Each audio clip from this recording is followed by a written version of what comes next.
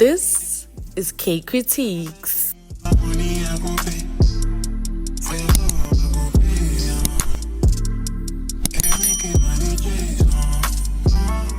Hello everybody and welcome to another episode of Kay Kritiques, where we discuss all things South African television. It feels so good to say that, and honestly, I'm not even gonna lie, I did miss YouTube. I have been missing YouTube, but life was lifing. I am glad to say we are back and we're better than ever, and that's all that matters.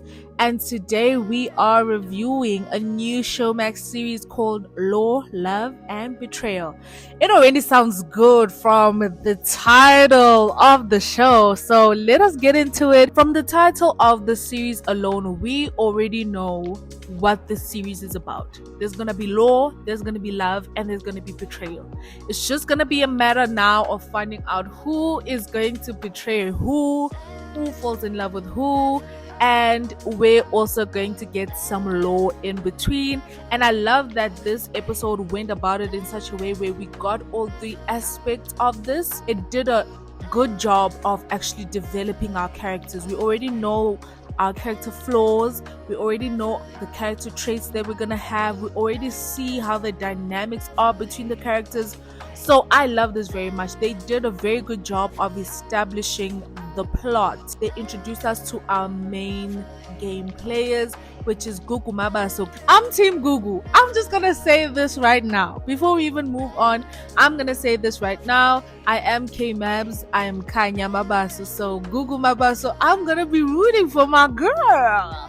So please, if I'm a little bit biased, please forgive me. Unless she does something out of pocket, I'm gonna be Team Gugu, okay? So Gugu is this spunky, feisty, and very intelligent lawyer who comes from the townships, and she's really just gotten into the groove of things, and she's trying to make something out of her law career. At this point in time, she works for the state and she gets state cases. She doesn't really have a long list of clients, so she's really trying to make it big. We see her in court, so they showed us her in court doing her thing. We can see that she's very intelligent and she's really on the ball with things. But the problem is, because we all come from different backgrounds, things are never gonna be easy just for everybody. Sometimes you need those connections in life in order to get somewhere, and that's where we see Gugu going in this particular episode. We're also introduced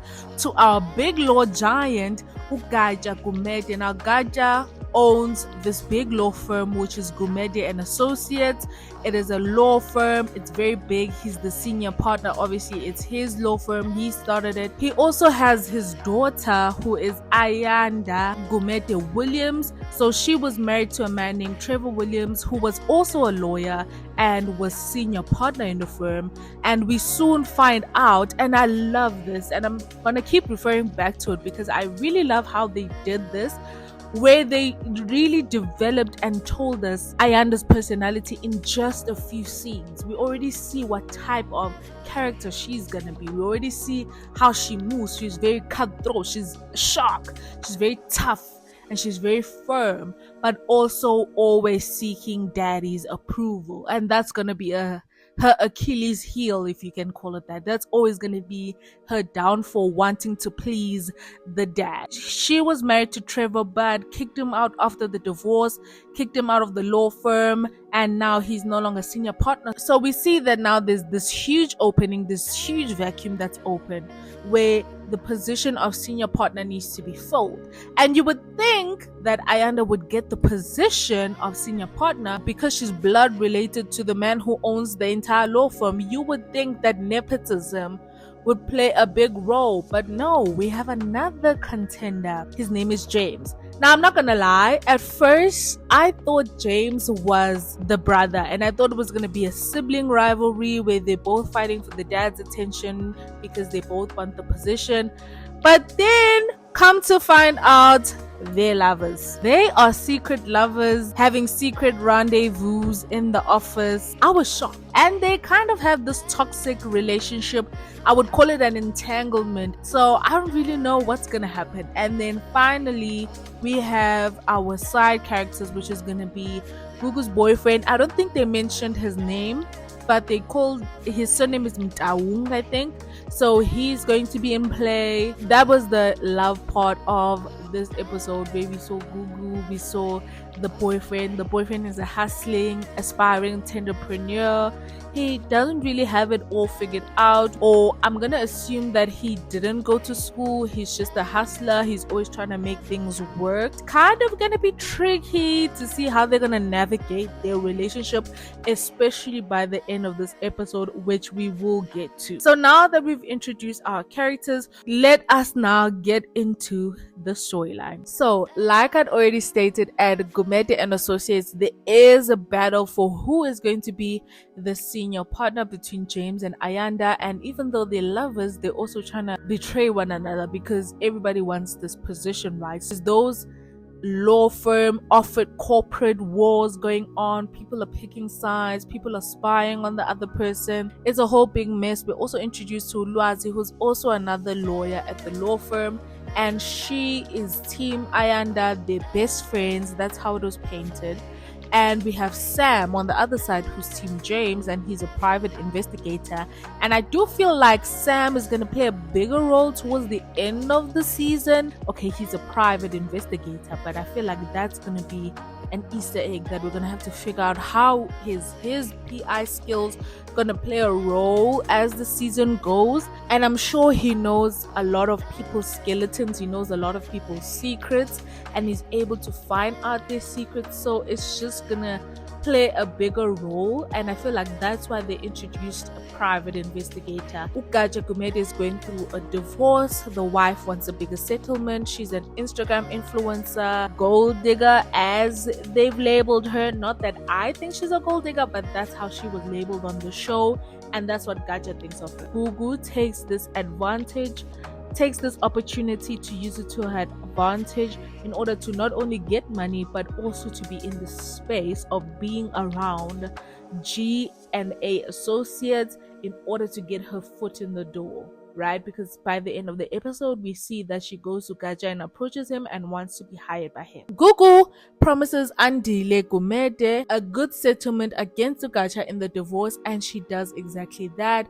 Guys, sign an anti-nuptial agreement before you pay lobola, or before a guy pays lobola for you. You need to sign something, and you guys will not be married in community of property, especially looking at the financial state of things. Like, you do not want to be tied to somebody's debt. Very much better, not that you're doing it because you're like, oh, in case we divorce, or you're thinking you're gonna get divorced. No, it's to protect yourself financially and to protect your assets as well, because now Gatsha had to literally double her settlement in order for him to get off the hook, because she was about to take half of everything that he owns. Because Ayanda, the daughter, was the one handling this prenup situation and the divorce settlement, she lost to Gugu, a nobody lawyer from Tembisa, and that now hurts her chances of senior partner. So now she has to go and find a case that is going to be big enough to impress her dad for the position. So now she goes spying on James to see what he's up to, and we see James going off and helping out with a land case. Big white corporation, this construction company, they want to build a mall on the ancestral land of the Mukwenas. He goes out there to find out, do they own any land? Do they have any record of them owning the land? What's going on? How can we help? Ayanda finds this information out, but she's mistaken. So all this time, here we are thinking James wants to help the Mukwenas to preserve their ancestral land against this white corporation. Come to find out, James was actually using the information that he got from the Mukwenas because he wanted to help the white people. He wanted to help the construction company, and I don't even know why I didn't get that. I feel like that was so obvious. I honestly don't know why I didn't catch that, especially when he said apartheid is just the gift that keeps on giving. I was like, oh, that's not...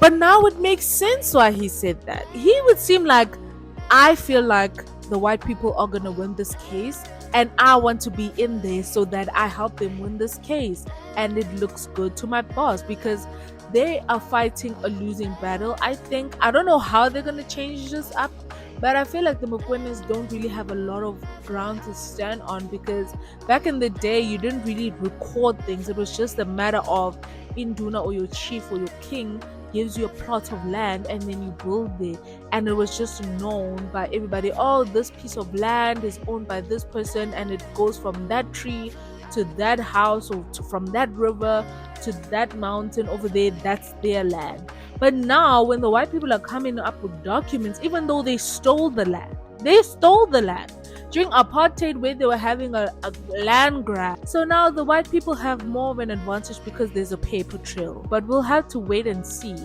because plot twist, Ayanda, thinking that James wants to help the Mokwenes, goes to the Mokwenes to try and help them. But now plot twist again. I'm actually blown because I felt like, oh man, I know where the story is going. I know what's gonna happen. No, I did not. Come to find out, Gugu is the attorney that the state had already provided the Mokwenes. So Ayanda wants to take Gugu's job away from her in order to impress her dad. James is going against the Mokwenes to impress Gatsha. And now Gugu is using her case with the Mokwenes and that construction company in order to strike a deal as a negotiating tool in order for her to become an associate at Gumede and Associates. So by the end of this episode, I'm like, okay, so these three people all want to work on the same case but on opposing sides, and they all want to impress this one person. Who's gonna win? Is he gonna hire Gugu but give the case to Ayanda? Is he gonna give the case to James because he feels like, oh man, James might just win this case because of all the evidence? Like, what is gonna happen? And that was Law, Love and Betrayal, episode 1, titled Status Quo. Honestly guys, it's been a while since I've done this. I've probably recorded this video like 3 times already because I was fumbling trying to get my groove back, but I'm so glad that I'm back, and I'm so glad that I can get to discuss all things television with you guys again. I really do hope you guys enjoyed this episode, and honestly, my predictions for the rest of the season, because I do like to predict things as things unfold so that I can refer back and be like, I knew that was gonna happen, or ooh, I was definitely wrong about that. So also please let me know your thoughts and your predictions on Law, Love and Betrayal in the comment section down below. Gugu is gonna get hired by Gatsha Gumede because Gugu is the only person who's been direct with Gatsha about, I have this case and I'm gonna bring it to you and I want you to hire me as an associate because this is going to be a good and beneficial case for you. James has been sneaking around. Ayanda is also sneaking around. So those two do not count. Gugu is going to get hired because if she doesn't get hired, then this story doesn't really go forward, because then she's gonna be against them or she's not gonna be around them, so they won't be in close proximity. Whereas if she's at the law firm, she's gonna be within close proximity to them, and then that's how the story is gonna go forward. And then this case is gonna have people betraying each other, people going against each other's back. I feel like because Gugu is gonna get this case because it's her case, and James is gonna be kicked off the case because they're in the same law firm, so it will be a conflict of interest to represent the opposing sides from the same law firm. Because James has been painted as somebody who uses his charm and uses his body, aka sex, to get what he wants and to charm the ladies. And I feel like Gugu at some point is gonna get tired of her boyfriend not having money, not being successful enough. Listen, for her to even get to Gumede and Associates, she was driving with a skorokoro. I don't know what's a skorokoro in English, but you get what I'm saying. The car wouldn't even start. The more she's gonna get introduced into the new life, the glitz, the glam, she's gonna wanna aspire. Maybe they're gonna give her an advance She's gonna be buying some clothes. She's gonna be going for. I feel like she's gonna fall for James, and that's where the betrayal might come in. And I also feel like she's gonna become closer to Ayanda, even though they have the same personality type where they're both feisty.